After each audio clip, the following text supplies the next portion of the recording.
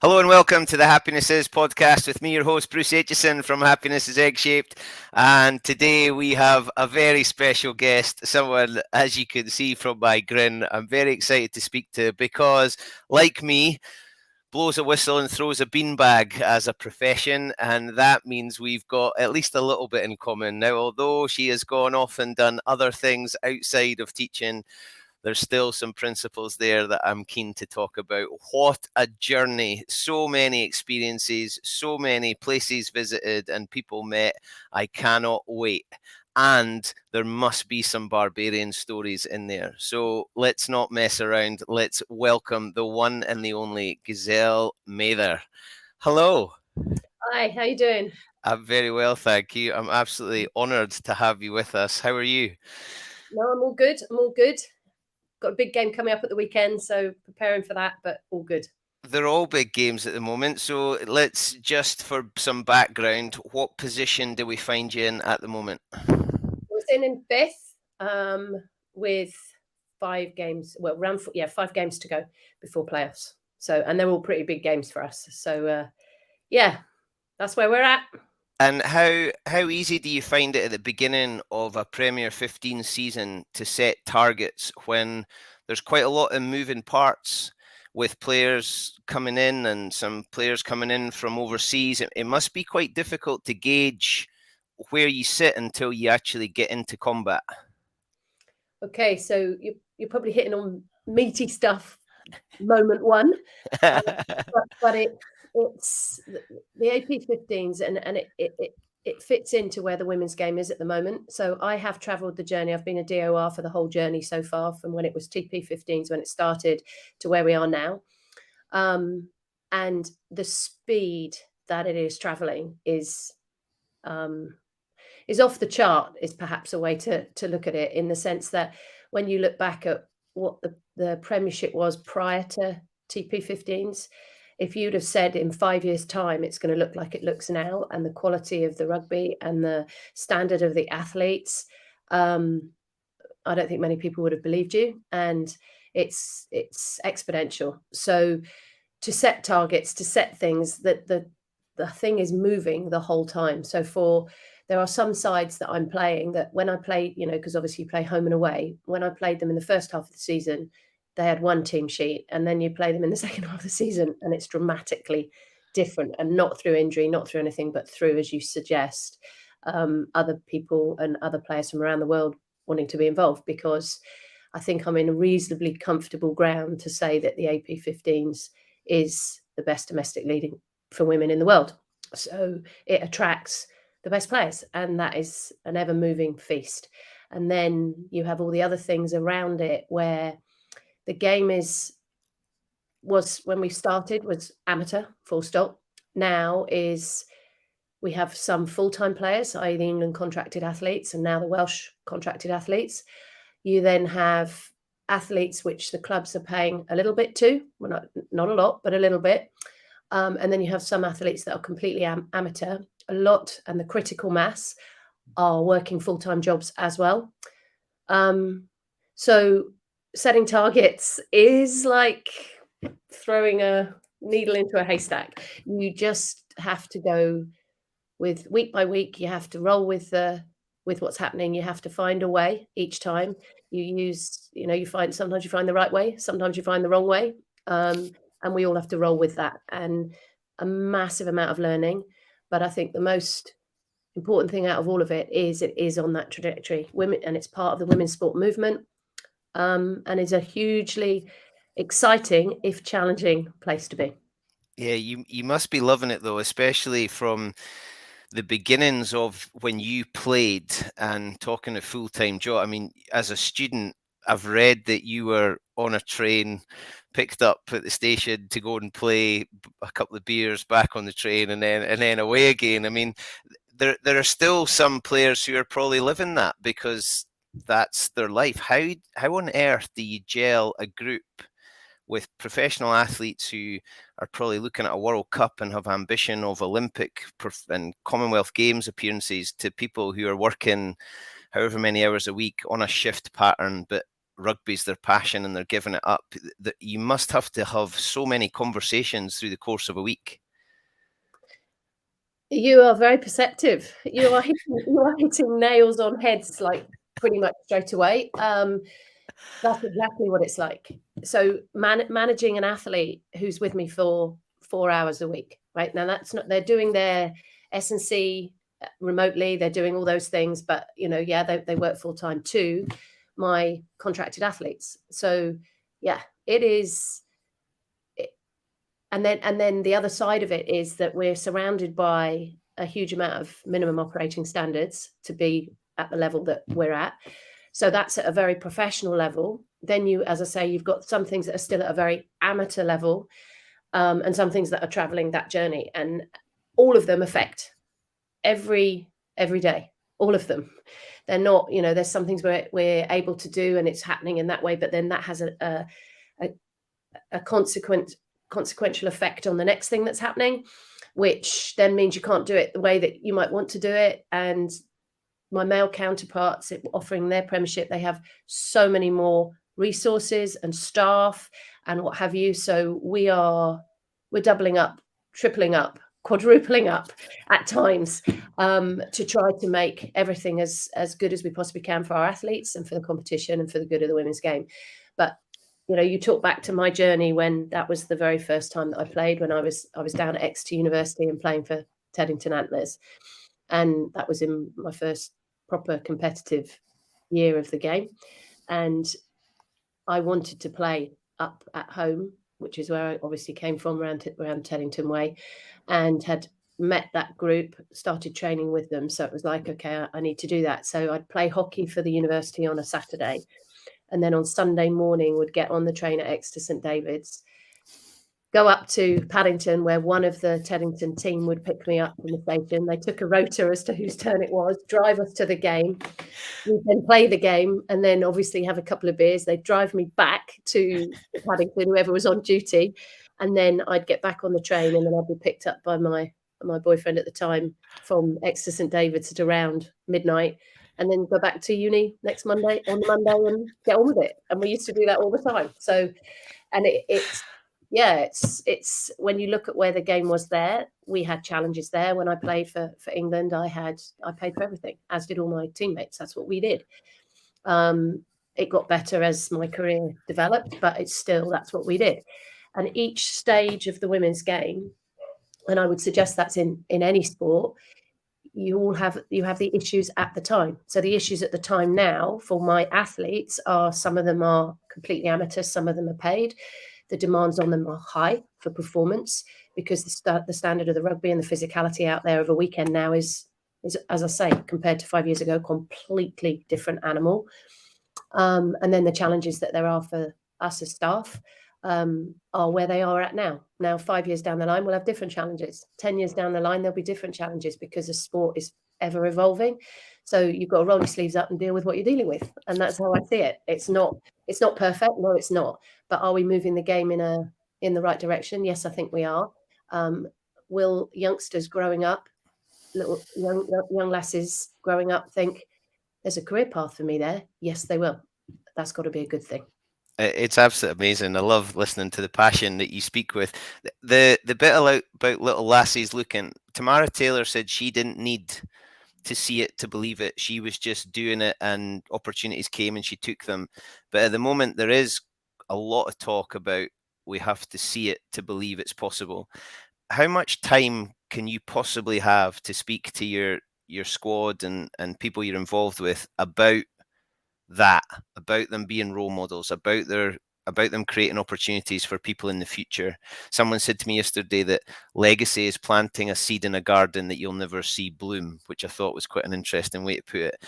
Are they aware of their role at their time in life, or are they just head down, S&C, training, perform, looking for the next stage?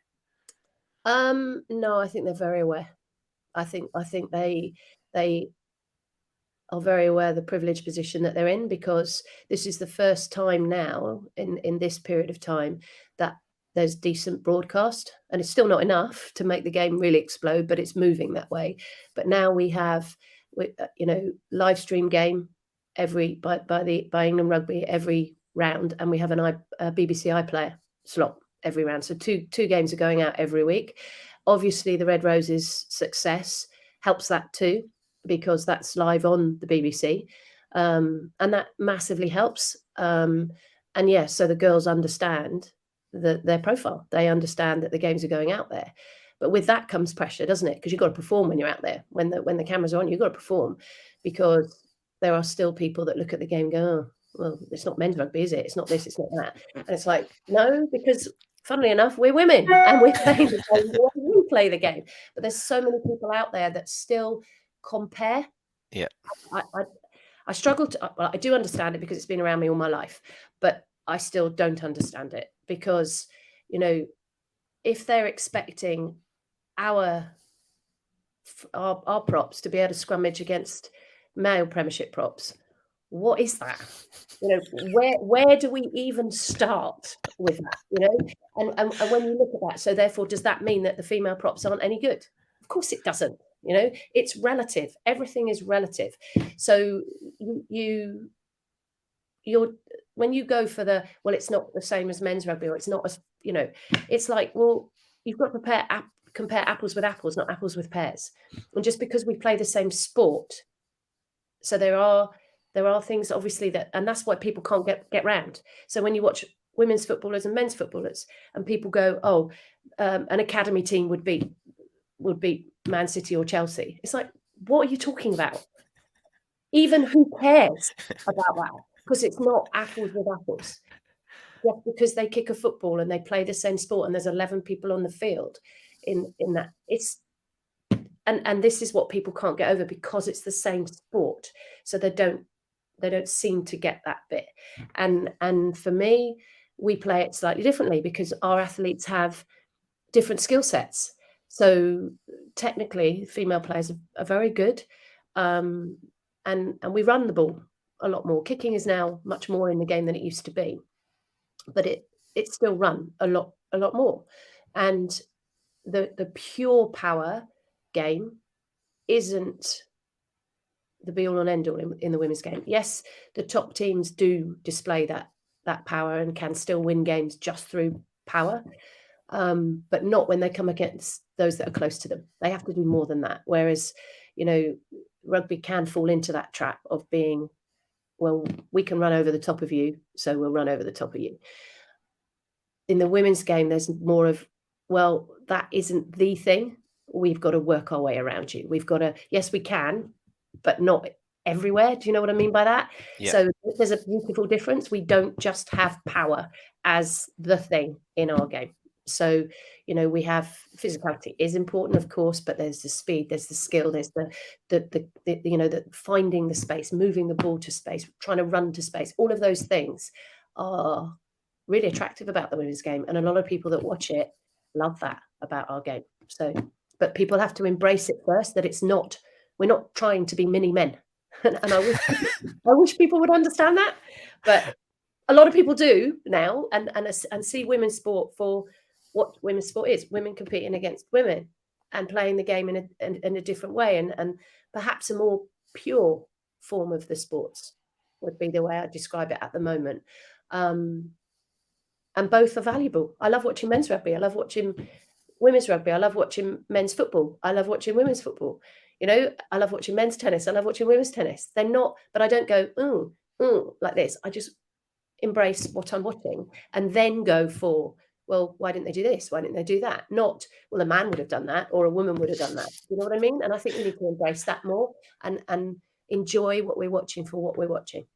I absolutely love it. Again, the passion just comes charging in, and I'm not surprised because when I knew this was going to happen, there is still, as you've just put, women's and men's, but somebody like you just embodies it's just rugby. You've worked in club rugby and semi-professional rugby and international rugby and professional rugby. You've worked in academy set. You've worked with men and women and kids. And the bit that I absolutely love is that passion that you show just because it's the game. Now, does that come because of what the game's given you, or Is it coming from an opportunity that you've been given? Where does your passion come from? Because you've done netball and judo and hockey and football, and I mean, typical PE teacher, you did everything. Where has your passion come from for rugby? I think there's two answers to that, but the thing I love about the game is how it challenges everything about you as an athlete or you as a coach. So as I've already mentioned, there's the physical side of the game, there's the skill side of the game, there's the being able to see stuff, there's coping with being hit and having to deal with that. There's the speed side of the game, there's the kicking side of it. It's just so complex, and and yet so simple, right? It's that it's got, and then it really does need. I know it's, oh, we need all shapes and sizes, blah blah. We absolutely do. We do. It doesn't work if I put a little winger into the front row. It just doesn't work. But then I can't put my prop, who does that job beautifully, on a wing, because that doesn't work. So and your second rows, you're competing in the air. You can't put a 5 foot nothing up in that situation. You need, so it is a sport that embraces that. It has 23 on the field, and behind that, like, I've got a squad of 40 plus in the background as well. We've got lots of athletes that are connected to us, and the diversity that brings, because they're all different shapes and sizes, because they've all got different desires, particularly in the women's game at the moment. Some people are playing the game at this level because they love it. They love the game, but they do not want to be international athletes. They don't want to do that, but they just want a full-on competitive and training and be the best they can be in the circumstances they're in, with their mates playing. And then I've got other athletes who are striving to get that perfection of the quality of their pass, or the ferocity of their tackle, and they want to be on a world stage. And then I've got some who don't just want to be on a world stage, they want to win a World Cup. But the sport allows it.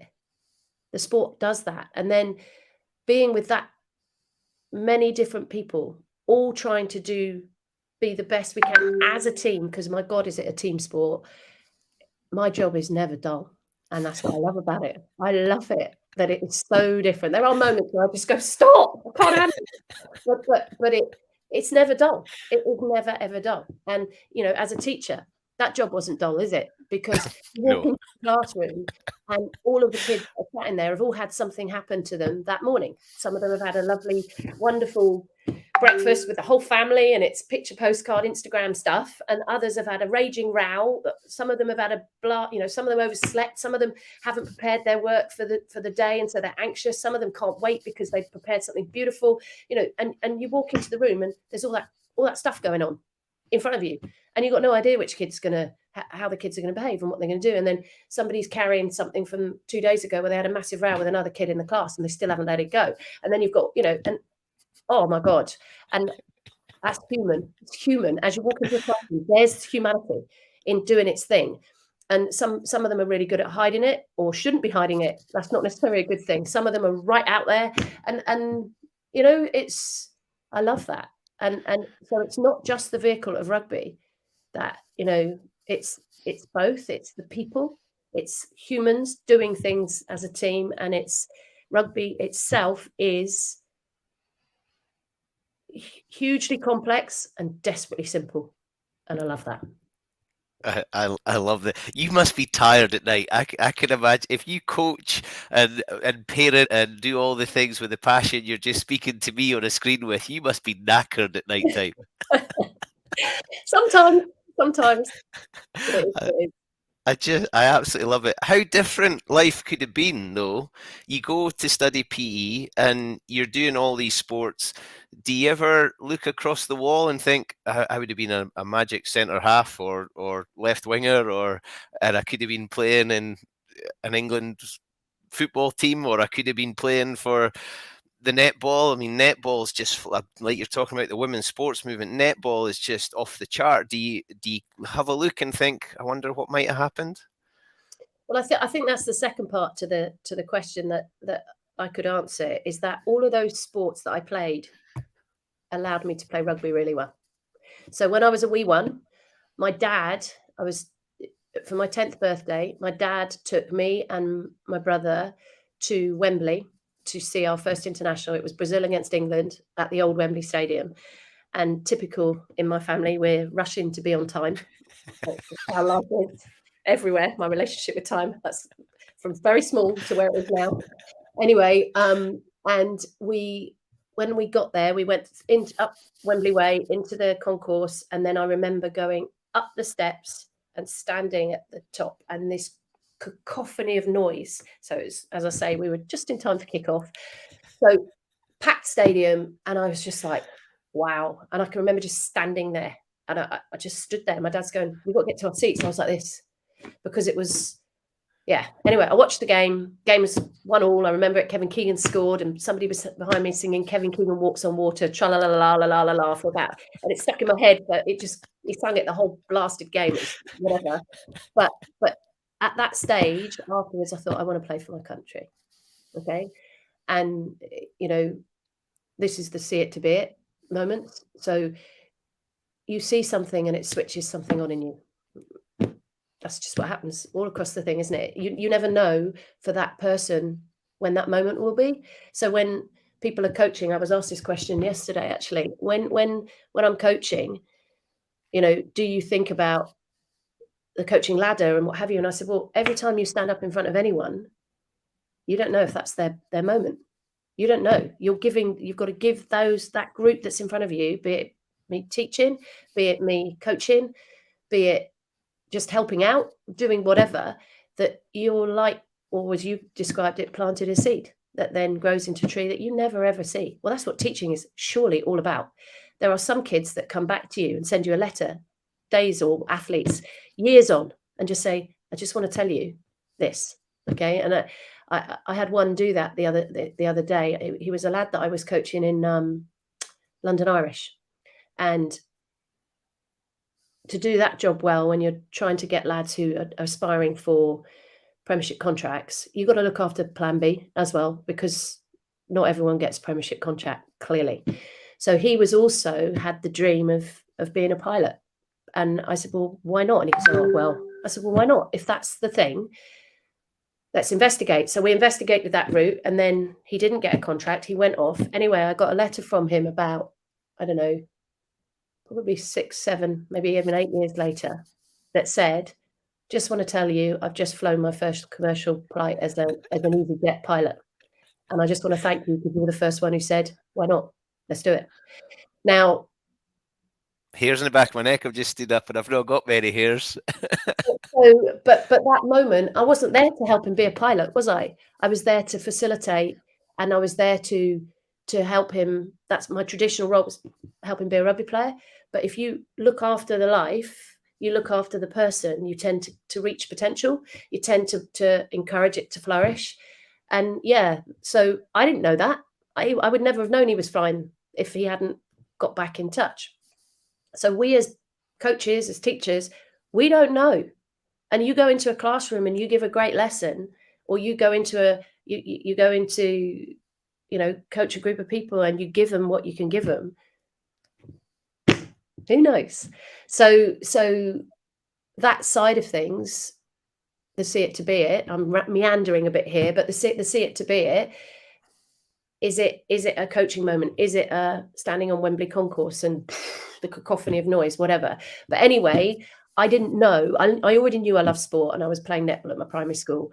But and the teacher that I had there was obsessive, which is an interesting thing. She was absolutely obsessive.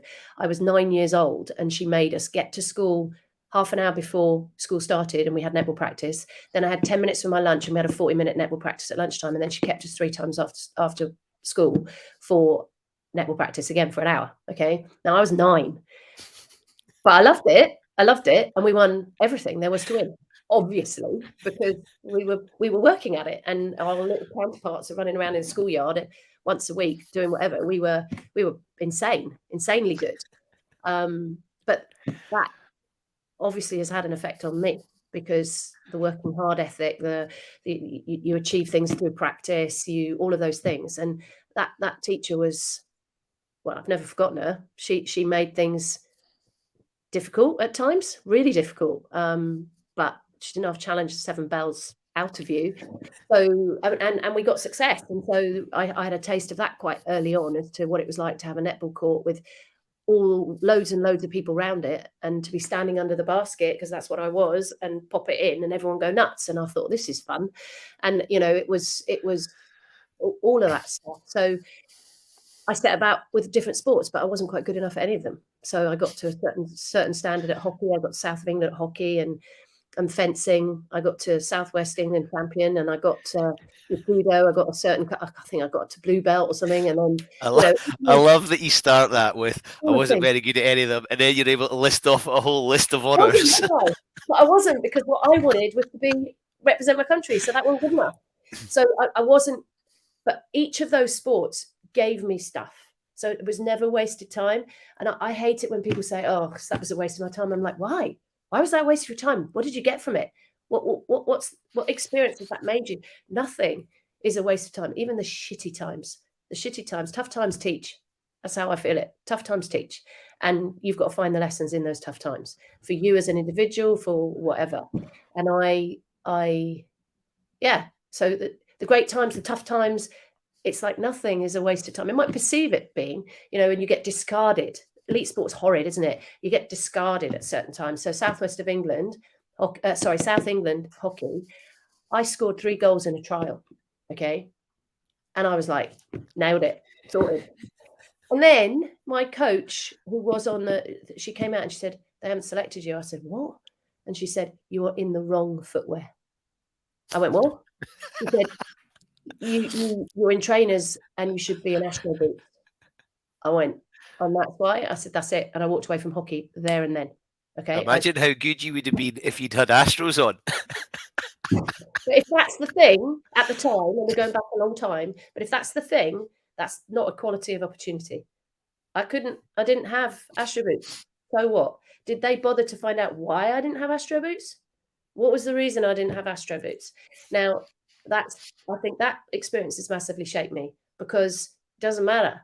When I'm out on the field, what am I doing? Does it matter what I've got, what I haven't got, where I come from, what school I went to, does that matter? And that's the beauty of sport. You cross the white line. It's equality, isn't it? It's you, me, blah, blah, blah. It's just right. Hold the bus, because yes, I agree. Yes, I agree. But you're not telling me that was the last time there was a prejudice against you. Oh God, no. No. But it taught. Tough times teach. So you learn, don't you? So the prejudice stuff, yeah, you know, the thing I think that first around being female, I don't in, you know, female in rugby and coaching and doing what have you, I don't see the world that way. So when I'm coaching, right now, I'm looking out. I don't see female. You see female. It's not me that sees female. No, I'm seeing legend right now. Don't give me any of that. I just see out, right? It doesn't matter that I'm a woman. It doesn't matter my age, my this, my that. What matters is what I'm doing, what I'm delivering, the actions that I have. It's other people that see women because they're looking at me. Yeah. So I've never had that initially at all. I just got on with it. So, you know, talking about Fergus Farrell and Teddington, the connection that we first have.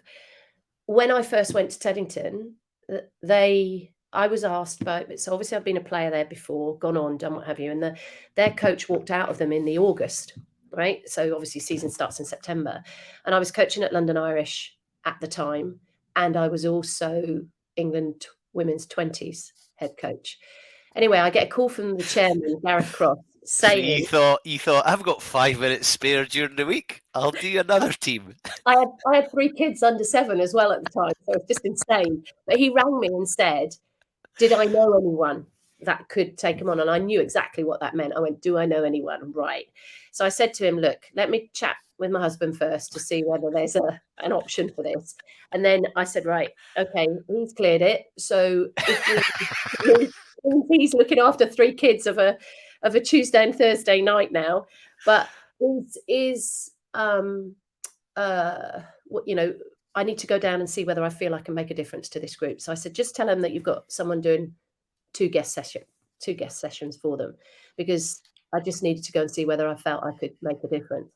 Anyway, those two guest sessions, the first 10 minutes, and I stand by this all the time, the first 10 minutes is so important when you're in front of a new group of people, because they're making their judgments. They're going, woman, what do you know? They're going, this is, whatever their prejudices are all flashing around in their heads, all the time. And if you deliver in the first 10 minutes, people forget all of that stuff and they get into their session and they love it, because all athletes ultimately want is to get better, to be challenged, and to have fun in their sessions. If you've got those three things, you get progress, don't you? So in that thing, there was one particular individual who had it stenciled on his forehead. What the hell do you know? Anyway, so he challenged me after about 3 minutes, asked a question. So I just answered it and then upped the intensity a bit. He did it again, 3 times in that first 10 minutes, and then got on with it. And he came up to me after and said, that's one of the best sessions I've had in years. So it's about that first 10 minutes, making that be the case. And then, I did those 2 sessions, and then I went, I think I can make a difference to this group. And the rest is history. I was there for 4 or 5 years with them, and we did some good stuff. And the master of the understatement, we did some good stuff. I mean, how did you do such good stuff? How do you get a run of games like that? Over 60 games unbeaten, 3 promotions, twice to Twickenham. I mean, that's ridiculous. Firstly, what was holding that group back in the first place? And secondly, what did you offer that just made that upward trajectory that you're sort of displaying and talking about? Is it as simple as I challenged them and they enjoyed it and we worked together? So when you say what was challenging the group in the first place or holding them back, so I would suggest, out on the lash too much, out on this, out on that, all of those things. But that aside, what was important in any group, any team, is knowing their why. What are they about? Why are they doing this? Why do they come every Saturday to play? And why are they training? Why do this and that? And this particular group loved their fitness, loved being in shape. There was a lot of male, young, being in shape athletes, blah, blah, blah, blah, blah. They loved each other's company, absolutely loved each other's company. And this was a vehicle that they could spend boy time together, doing their fitness, doing their thing, being fit, being strong, and being with their mates. So then when I first went down there, I thought, well, there's a fair bit of talent here, but it's so chaotic in terms of the game. It's just all over the place. So it was about giving them a structure around the game that allowed them to play together as a group. It was understanding that on a Saturday night by 10 o'clock, no point even speaking to any of them because you get no sense from anyone, but getting on with that and embracing that. It was about shared experience, but doing things really well.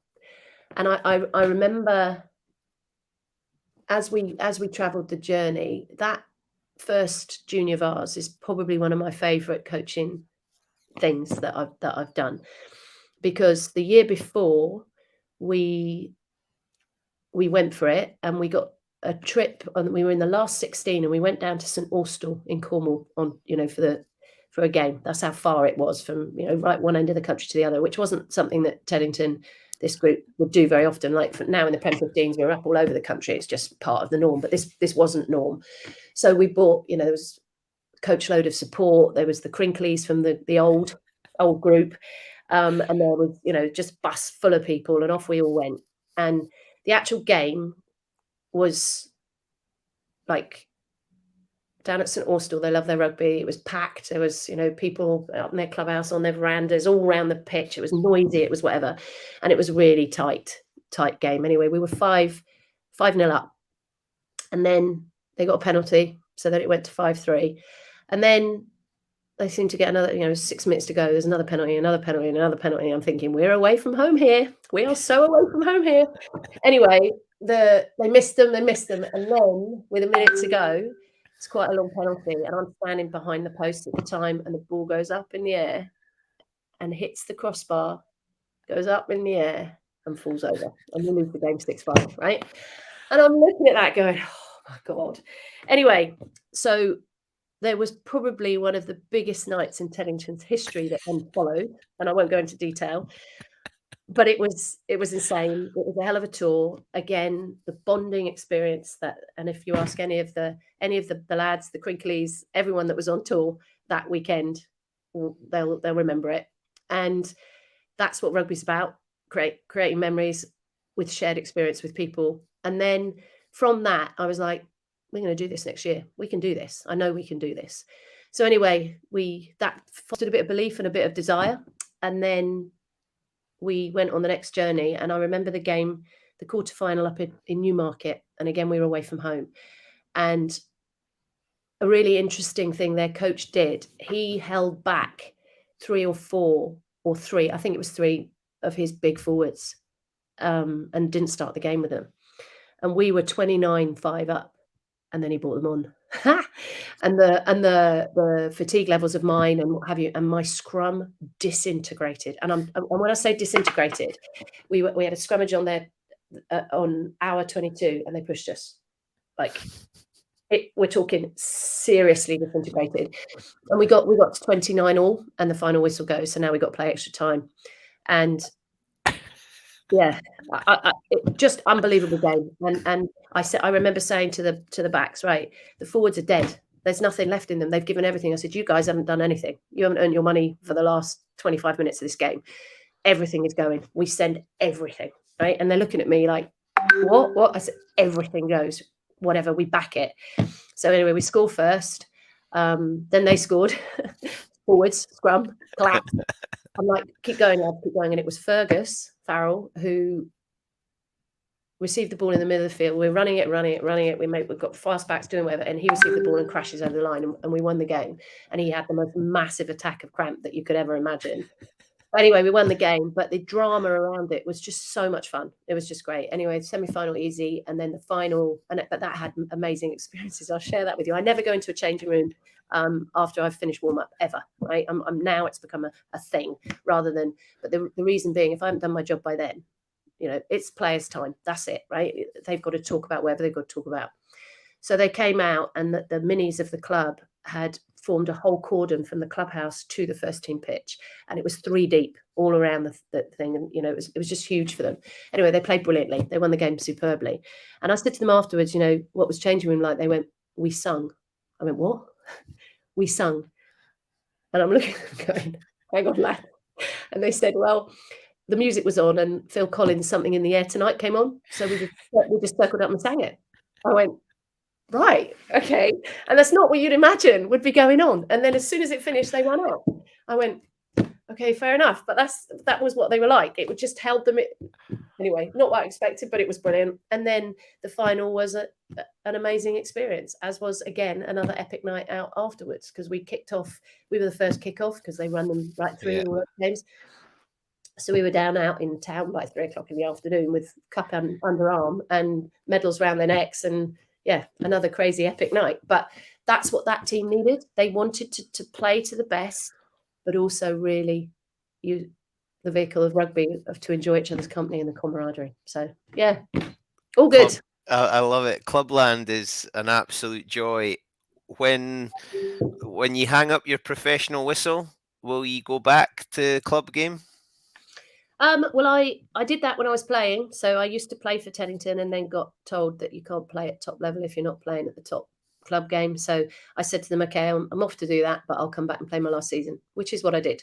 So when I retired at World Cup and from Wasps in 98, and then went and did my last season there before I stopped to have family and what have you.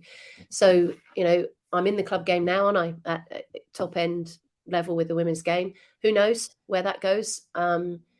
It's I don't think you can roadmap and say, I'm going here, I'm going here, I'm going here.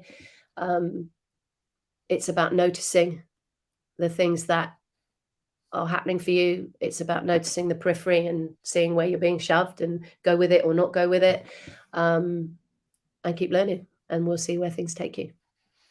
I love it. There's so many sound bites in this. It's just absolutely spectacular. My three things are build relationships, share experiences, and make memories. And it sounds like you We're got some aligned. pretty similar things. I managed to take a couple of teams to Murrayfield for finals, and given players that some in the first one went on to play professionally and are playing for Scotland, and the second one was further down, and none of them have gone on. But to feel that you've been part of that experience and that moment, to me, just that's one of those things that fills you up. As a coach with a squad that you've got just now, what does that look like in a different environment? So again, with where the women's game is at the moment, and the Prem 15s and international rugby and all of that stuff, it's facilitating the individual at the moment, as well as obviously the team. But the amount of needs of each individual is so diverse at the moment, and the game is still able to facilitate that at the moment, but it perhaps might not be for much longer, where you are going to need to be having more time to train at that level to recover. That's the thing. Some of the fatigue in some of the athletes worries me, because they're holding down full-time jobs, then they come training, then they go back to their jobs the next day, then they train, then they're on a bus up to Sale, and then they get off the bus, and then they're staying then overnight, then they got to come back on Saturday, play the game, come back Saturday, find recovery time Sunday, get back to work on Monday. Do you know what I mean? It's like and that's been going on for those players for a while. So facilitating the individual, and sometimes people look at you and go, why did you make that decision? They don't necessarily get the decisions that you're making, but it's like, because at that moment it's the best for that individual, and as a result, that's the best decision for the team. And it's challenging because a lot of people look in and don't see or don't understand, which is fine. And for players, they need to just play. They don't need to understand any of this stuff. They just need to get out there and do what it is that they're doing it for. But and this season's been for us as a particular squad mind-blowingly difficult because of injury. We've had a lot of injuries in the squad, which is just it happens. But I've had probably more this season than the last three put together, which is very challenging. But to a degree, some of the performances we've put in are massive overachievements. But again, a lot of people just see a result or they just watch a game. They don't know the stuff that goes on behind. And I have to keep that in perspective, because as a coach, we're judged on our results, aren't we? By the wider world, and especially at higher level. But because I've traveled a bit of a journey now, I've got more perspective on that. And when people make their comments, they make their comments. It's how I react to those comments, and whether that I let that undermine what I know and what I feel about it, and how I compartmentalize that attitude or that response. And it's fine. We people are able to decide what they want to decide. I just have to decide what I make that mean in terms of the job that I'm doing, the capability of me as a coach, the athletes that I'm looking after. So it's challenging. Do I need a thick skin? Sometimes. I'll bet. Sometimes. But again, it's knowing when to have that moment to reflect, and to whom and with whom as well. Because if you reflect in a negative way to people in the group, sometimes you spread that negativity straight away, and you make it a thing. If you share those moments with someone who's a little bit away from, who understands some of the stuff but away from, I think there's more power in that, because they can be more subjective, objective as well, both, to be fair. But you don't spread your anxieties or your worries around your group. But then there's other times to share it. So you've got to, they're all the nuances of coaching, aren't they? I love that you said. I'm reading a book by John Amici at the moment, and he's talking about this idea of unconscious bias, and he said we've all got bias. It's how you act on the bias that is the issue. And you saying how do I respond to the perception of others or feedback of others is your decision. I am interested, who supports you? You're talking about facilitating the individual. Who's facilitating you as the individual? That's always the age question, isn't it? Not age, position. No, I know. Position. I mean the age-old question, as in when you're at the top of an organisation, which is what I am at WASP at the moment, with my group.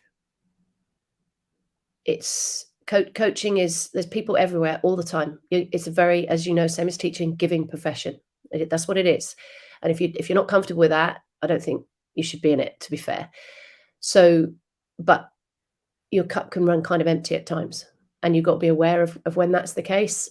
Have I been as aware as I should have been this season at times? No. So needed to perhaps go out and not, because you get caught up in solving, don't you? That's my job. I've got to solve. I've got to make these things happen. I've got to find the way through what I call the chaos and the confusion. And we've got, we're really good at that at WASPs. We acknowledge that it's, here we go, bucket loads being chucked on us. What are we doing with it? But it makes it so much easier to deal with when you acknowledge that chaos and confusion is bloody everywhere. And sometimes it is the overriding thing. So how do we cut through? How do we find our way through that? So it's a thing for us at WASP. We are openly, we engage in it. We practice it, to be fair. We practice it. But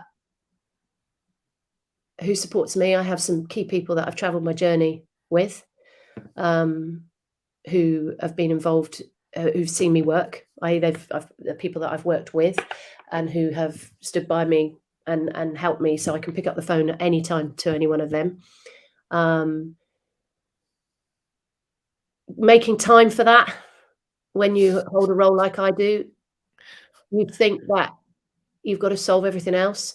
If I'm not in great shape, you think you're holding it all to, your athletes see it straight away, and you've got to acknowledge that quick. And perhaps that's one of my learnings this season. A big learning for me is that you've got to make time for that stuff, because it's so important. Because if you're not quite in the right space, you react slightly differently to stuff. And you do. Like, we see it everywhere, don't you? And pressure is a thing, and it's how we respond to pressure. And I think people like you and I embrace pressure. That's why we do what we do.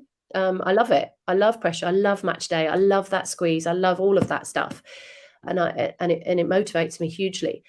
But there is a point, in order that you're holding and dealing with that pressure in the way that you should, you have to be in good shape to do that.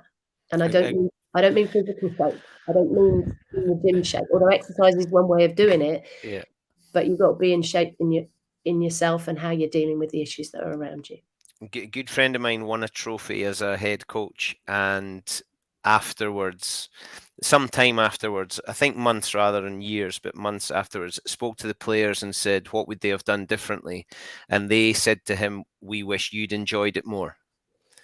And he'd never really realized that. And then on reflecting on it with me, it was obvious he wasn't enjoying what was going on. He was enjoying the result, as you do when you win, but they didn't enjoy the process. And like, your athletes recognize it. These were some young athletes, but they saw that he hadn't enjoyed it as much. And I thought, that's one of those little things that is sticking in my head. I'm remembering that story. I think I became a better teacher and coach when I became a parent. Now, I don't see it as a rule, and I don't think you have to be a parent to be a good, none of that. I just think for me, that helped. Did it help you? Because I see things that your kids were even in the hotel room as you were preparing for big games. And did it help? Is that one of those things that can switch you off and maybe fill your cup a little bit? Or just drains a different cup? It's all part of the rich tapestry of what's going on. So when I took my firstborn, I was so he was 8 months old, and I was asked to take England development to the European Championships. All right. Now, in those European Championships, everyone else was playing the first team. England was playing its development side, and I was asked if I would go. And I said, well, my husband's in America that week with his work, therefore I got to bring the youngster. And it's like, yeah, that's fine, right? And we are going back a few years here. Anyway, it was just before I left, Jeff Richards, who was the head coach of the first team, said to me, Giselle, have you ever taken a team? You know, have you ever done a tour like this? I went, nah. He goes, we need to sit down. Bless him, because being prepared is so important as a coach, isn't it? Knowing the what ifs, knowing what might happen, so you're not reactive all the time. You've got to be proactive to try and manage out as much chaos and confusion as possible, and then so you are fresh to deal with what chaos and confusion will come, because you can't take a group away and there not be something that happens that you need to be able to respond to. So yeah, he was saying to me, Giselle, because of the name, and at the time then the games were every 3 days. Okay, so he said, you'll be doing your analysis at this time, you'll be doing that, you've got to fit that in. And I was then out on the tour. We played our second game. It's 2:00 in the morning. I've got the baby in the rocker top who's just woken up, right? So wants the feed, whatever, so has his milk. I've then got my foot on the rocker top, moving that backwards and forwards as I'm looking at the game and analysing at 2:00 in the morning, ready for the 9:00 in the morning meeting to deliver to the players the feedback on the game and what we were going to be doing for the next one. Okay. And I just thought, thank God Jeff told me, because I was ready for it. I was cool with it because he'd said. Now, if I hadn't realised that, how I'd have managed the time out there, it would have then become a really stressful experience. Anyway, I'm not going to lie.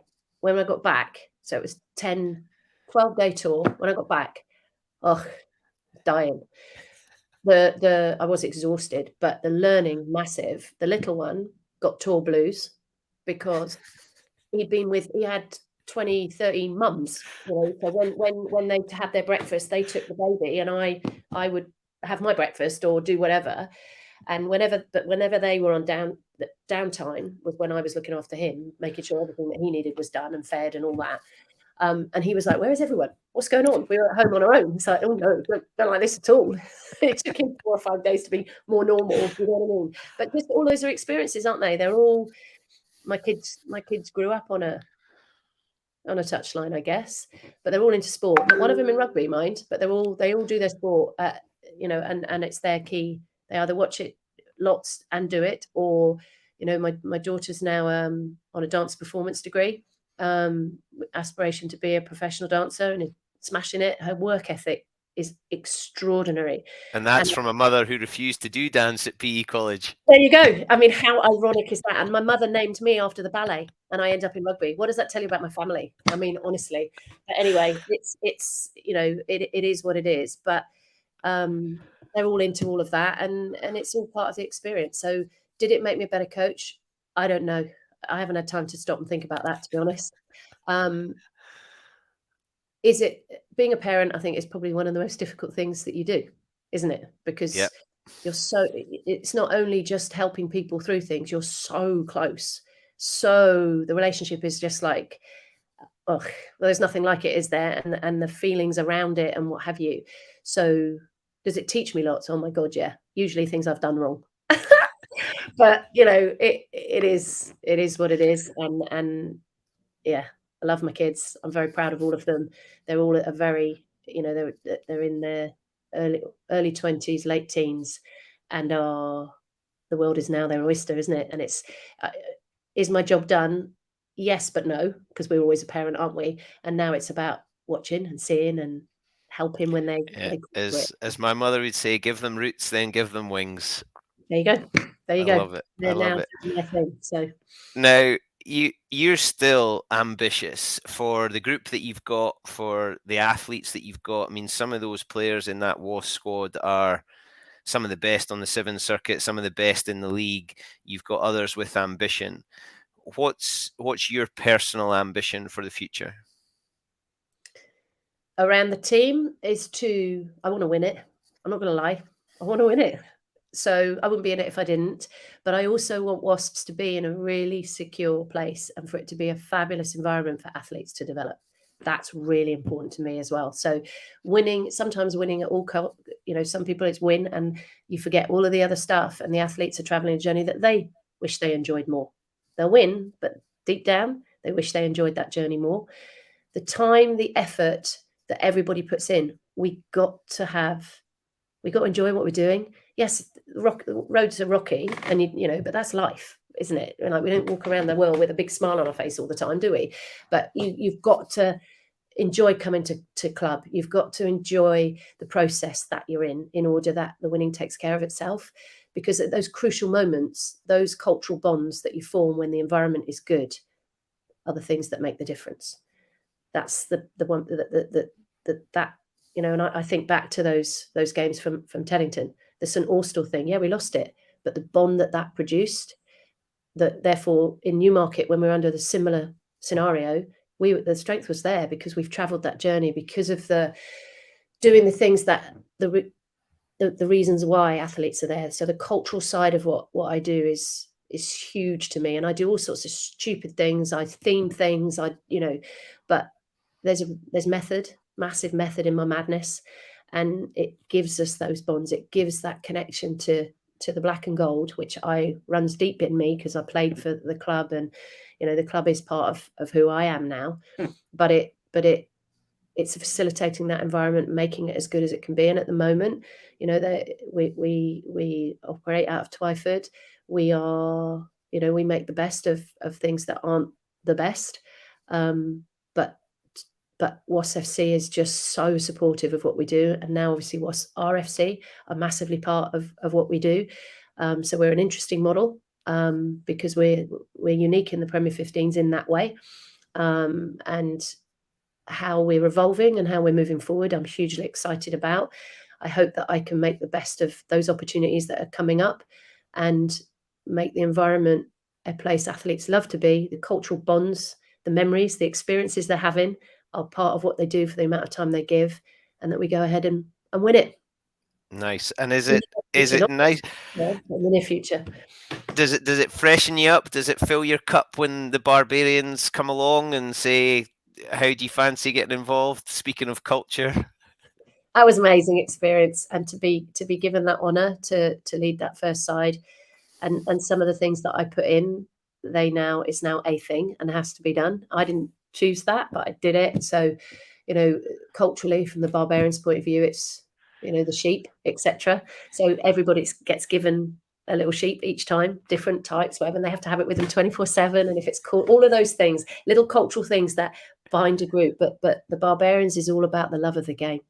That is about a week of mixing people from all different cultures, all different ways of playing the game, and allowing them to turn the magic on and off the field. And on that particular thing, that was my theme. It's magic. So I walked around with a Harry Potter wand, and I had all sorts of stuff, and literally it was with me all the time, and we're casting spells here, there, and everywhere, and doing, and just having a lot of fun with it. And the WhatsApp group that was formed for that it's a beautiful place because it lights up when somebody in the group has done something great or good. So they get, because there was a lot of amazing women in that group, and somebody gets a new appointment or somebody's doing something else for the game, and the group just lights up going, awesome, congratulations, blah, blah, blah, blah, blah. And that ultimately is what rugby, I think, is so special. Be it you play it, you're in the fourth team or the vets team, and you're in of your club and you're whatever. That's what it's about, is your mates and supporting them and being happy for people that do well and helping people that need help when they need it in life. And that's what that WhatsApp group is still generating. And it just, all of a sudden I look at it and it's like, I've got however many messages on it. I'm like, oh, somebody's done something, and you press it and you read it. It's like, wow, and different people drop it on the group as well. They see it on social, an article about someone, and boom, it's gone the group, and off it goes. And that's special, I think, really, really special. So I was very privileged to be part of that. And it's no surprise that you were chosen for that role with the way you've spoken and the ideas you've got and the passion you have. We've not touched on so many things, but I've had an unbelievable hour. I've absolutely loved it. Now, I've not prepped you for the final question, But whenever people come on, if I remember to do it, I always ask them to finish a sentence for me, and I would love to know where this is going to go. So you don't have to answer egg shape to this I'm either. nervous. I'm nervous. What is it? So for you, finish the sentence. Happiness is.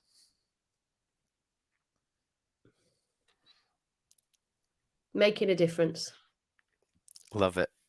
I'll take that. And I think you are, and will continue to do so. I've absolutely loved speaking to you. Thank you so much for giving up your time. And I've said this to a few people, but can you please come back and we do a part 2? My pleasure. Really enjoyed it. I think we've got a heap to go. Thank you so much. All the best for the rest of the season, and I hope you're looking forward to watching some of the Six Nations. And if you're up in Edinburgh for any of the games, please let me know. I'd love to catch up with you. Fantastic. Thank you. Thank you. Bye-bye. Bye-bye. Take care. Absolutely spectacular. I'm grinning from ear to ear. There's so much in there, so much for coaches to listen to, players to listen to, parents, just humans, and spoke about that a lot. 3 things: build relationships, make memories, and share experiences. And she's done it at all different levels, and I've got no doubt she's going to go on to do it for more and more players and people in future. And look out, who knows where the kids are going to end up too, and there will be mum in the stands cheering them on. Fantastic. Thank you so much for listening. You can catch us on Acast, Spotify, and Apple. You can watch on Facebook and YouTube. I have had my cup filled by someone I've never met in person before, and I look forward to that opportunity at some time in future. Go and have a look at the back catalogue. There's hopefully something there for everybody, and there's lots of more exciting guests to come in the future. But for the meantime, my name is Bruce Aitchison, and my happiness is egg-shaped. Stay safe.